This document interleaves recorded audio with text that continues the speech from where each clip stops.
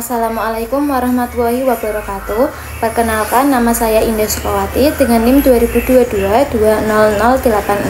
Saya dari kelas B akan mempresentasikan hasil analisis saya mengenai kasus tindak pidana eksploitasi anak di bawah umur.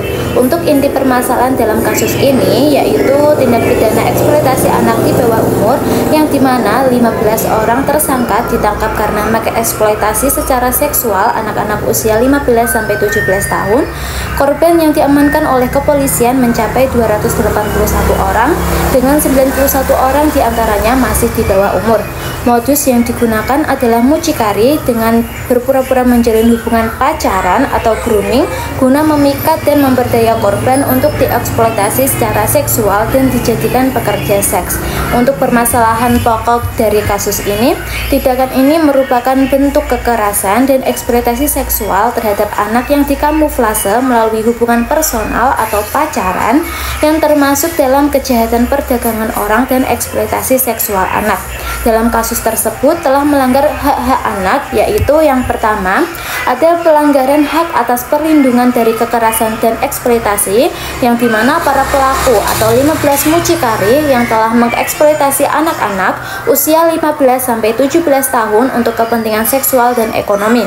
Yang kedua, ada pelanggaran hak atas martabat dan integritas anak yang dimana pacaran yang digunakan mucikari termasuk bentuk manipulasi emosional atau grooming yang melanggar integritas psikis dan fisik anak. Korban bukan hanya dirugikan secara fisik tetapi juga mengalami trauma psikologis mendalam dan kehilangan rasa aman. Yang ketiga, ada pelanggaran hak atas pendidikan dan pengembangan diri.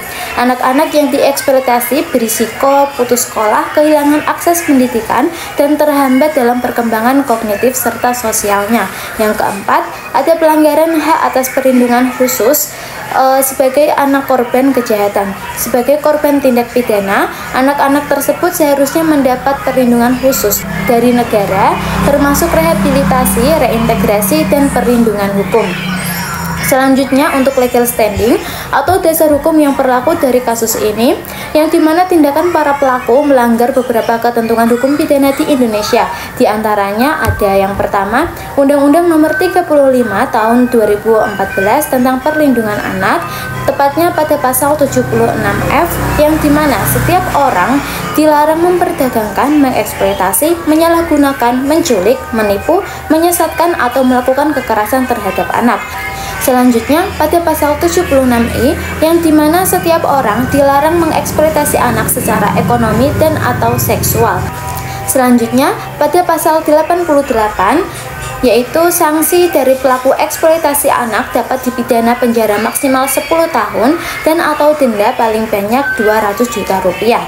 Yang kedua, ada Kitab Undang-Undang Hukum Pidana atau KUHP, yaitu pada pasal 296 dan pasal 506 KUHP, yang dimana mengatur tentang perbuatan memudahkan pencabulan dan mucikari. Selanjutnya, yang ketiga ada Undang-Undang Nomor 21 Tahun 2007 tentang Pemberantasan Tindak Pidana Perdagangan Orang atau TPPO, yang dimana jika terbukti ada unsur perdagangan orang yaitu perekrutan, pengangkutan, pemanfaatan seksual secara paksa atau penipuan, pelaku dapat dijerat dengan pasal 2 ayat 1, yang dimana setiap orang yang melakukan TPPO dipidana dengan pidana penjara paling singkat 3 tahun dan paling lama 15 tahun dan dipidana denda antara 120 juta rupiah sampai dengan 600 juta rupiah. Untuk selanjutnya, penyelesaian yang dapat diambil yaitu langkah pertama yang dilakukan adalah penegakan hukum terhadap para pelaku. Para mucikari ini dapat dikenai Undang-Undang Nomor 35 Tahun 2014 tentang Perlindungan Anak, khususnya pada pasal 76I yang melarang segala bentuk eksploitasi seksual terhadap anak. Sanksi pidananya diatur dalam pasal 88, yaitu penjara paling lama 10 tahun dan denda paling banyak 200 juta rupiah. Selain itu, jika ditemukan unsur perdagangan orang seperti perekrutan, penipuan, atau pemanfaatan seksual yang terorganisir, maka pelaku juga dapat dijerat dengan Undang-Undang Nomor 21 Tahun 2007 tentang Pemberantasan Tindak Pidana Perdagangan Orang. Sanksinya adalah penjara 3 hingga 15 tahun dan denda hingga 600 juta rupiah. Di samping itu, ketentuan dalam KUHP pasal 296 dan 506 tentang mucikari juga dapat dikenakan. Namun, penyelesaian tidak cukup hanya dengan menghukum pelaku. Perlindungan dan pemulihan terhadap korban juga menjadi tanggung jawab negara.